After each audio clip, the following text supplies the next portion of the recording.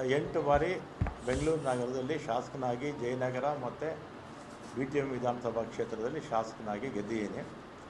ಮೊದಲನೇ ಸಲ ವೀರಪ್ಪ ಮೊಯ್ಲಿಯವರ ಮಂತ್ರಿಮಂಡಲದಲ್ಲಿ ಸಚಿವನಾಗಿದ್ದೆ. ಆಮೇಲೆ SM ಕೃಷ್ಣ ಅವ್ರ ಕಾಲದಲ್ಲೂ ಸಚಿವನಾಗಿದ್ದೆ. ಧರ್ಮಸಿಂಗ್ ಅವ್ರ ಕಾಲದಲ್ಲೂ ಸಚಿವನಾಗಿದ್ದೆ. ಸಿದ್ದರಾಮಯ್ಯನವರ 2 ಅವಧಿಯಲ್ಲಿ ಸಚಿವನಾಗಿದ್ದೆ. ಎಲ್ಲ ಮುಖ್ಯಮಂತ್ರಿಗಳ ಹತ್ರ ಕೂಡ ನಾನು ಯಾವತ್ತೂ ಕೂಡ ನನಗೆ ಮಂತ್ರಿ ಮಾಡಿ ಅಥವಾ ಇಂಥ ಪೋರ್ಟ್ಫೋಲಿಯೋ ಕೊಡಿ ಅಂತ ಯಾವ ಮುಖ್ಯಮಂತ್ರಿಗಳನ್ನೂ ನಾನು ಕೇಳಿರಲಿಲ್ಲ.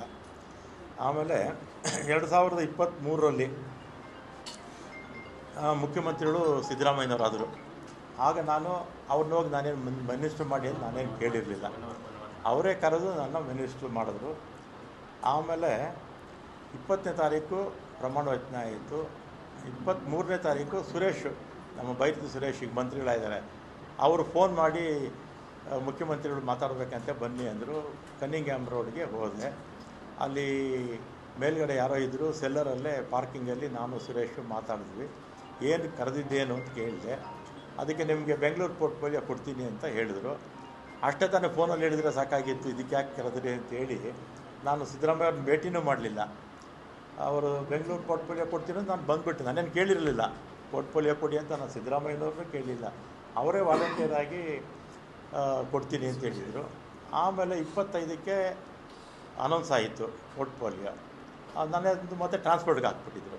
ಆಮೇಲೆ ನಾನು ಫೋನ್ ಮಾಡಿದೆ, ಸುರೇಶಿಗೆ ಫೋನ್ ಮಾಡಿದೆ. ಅವರಿಬ್ಬರ ಜೊತೆಯಲ್ಲಿ ಕಾರಲ್ಲಿ ಹೋಗ್ತಾಯಿದ್ರು. ಯಾಕೆ ಈಗ ಆಯಿತು ಅಂತ ಹೇಳಿದೆ. ಇದು ಬೇರೆ ಬೇರೆ ಕಾರಣಗಳಿಂದ ಇದು ಬದಲಾವಣೆ ಆಗೋಯಿತು ಅಂತ ಹೇಳಿದರು. ಆಮೇಲೆ ನಾನು 25ನೇ ತಾರೀಕು ಮಾತಾಡಿದ್ಮೇಲೆ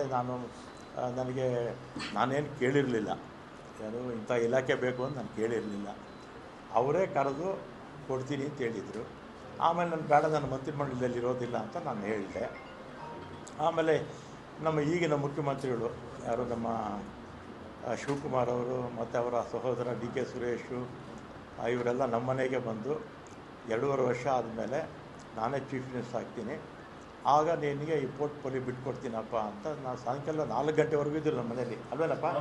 ಸಂಜೆ 4 ಗಂಟೆವರೆಗೂ ನಮ್ಮ ಮನೇಲಿ ಇದ್ದರು. ನೀವು ಮಾಧ್ಯಮದವರೆಲ್ಲ ಇದ್ದೀರ. ಅವತ್ತು ಶಿವಕುಮಾರ್ ಅವ್ರನ್ನೂ ಕೂಡ ನಾನು ಮಂತ್ರಿ ಮಾಡ್ಕೊಳ್ಳಿ ಅಂತ ಕೇಳಲಿಲ್ಲ, ಅಥವಾ ಸಿದ್ದರಾಮಯ್ಯನವ್ರ ಹತ್ರ ಹೋಗಿ ನನ್ನ ಮಂತ್ರಿಮಂಡಲದಲ್ಲಿ ಸೇರಿಸಿ ಅಂತ ಹೇಳಲಿಲ್ಲ, ಅಥವಾ ಹೈಕಮಾಂಡ್ಗೆ ಹೋಗಿ ನನ್ನ ಮಂತ್ರಿ ಮಾಡಿ ಅಂತ ನಾನೇನು ಕೇಳಿರಲಿಲ್ಲ. ಮಾಡಿದ್ದಾರೆ, ಸಂತೋಷ. ಮತ್ತು ಅವತ್ತೇ ಶಿವಕುಮಾರು ಬೆಂಗಳೂರು ಪೋರ್ಟ್ಫೋಲಿಯೋ ನಿನಗೆ ಕೊಡ್ತೀನಪ್ಪ ಅಂತ ಹೇಳಿದರು. ಆಯಿತು ಅಂತ ಬಂದೆ. ನಾನು ಅದನ್ನು ಕೇಳಿರಲಿಲ್ಲ, ಅವರಿಗೆ ಅದನ್ನು ಕೇಳಲಿಲ್ಲ. ಅವರೇ ವಾಲಂಟಿಯರಾಗಿ ಹೇಳಿದರು. ಆಮೇಲೆ ನೋಡಿದ್ರೆ ಈಗ ಜಲಸಂಪನ್ಮೂಲ ಕೊಟ್ಟಿದ್ದಾರೆ. ನಾನು 2 ಬಾರಿ ಕೂಡ ಅವರೇ ಕರೆದು ಕೊಡ್ತೀವಿ ಅಂತೇಳಿ ಆಮೇಲೆ ಬೇರೆಯವ್ರಿಗೆ ಆಯಿತು. ಅದಕ್ಕೆ ನನಗೆ ಬೇಸರ ಆಗಿ ಈಗ ಆತ್ಮಸಾಕ್ಷಿ ವಿರುದ್ಧವಾಗಿ ಕೆಲಸ ಮಾಡೋಕ್ಕಾಗ್ತಿಲ್ಲ ಅಂಥೇಳಿ ಇವತ್ತು ನಾನು ರಾಜೀನಾಮೆ ಕೊಡ್ತಾಯಿದ್ದೀನಿ ಅಷ್ಟೇ. ಆಮೇಲೆ